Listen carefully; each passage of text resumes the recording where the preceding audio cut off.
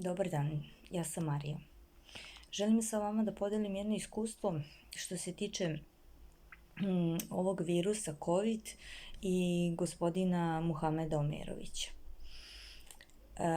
Ja sam bila u kontaktu sa zaraženim COVID virusom. Posle par dana sam počela da osjećam simptome, probadanje u grudima, bol u grudima, bol u grlu, opšta malaksalost mišića, i rešila da kontaktiram gospodina Omerovića, koji se zaista vrlo brzo javio i krenuli smo sa terapijama.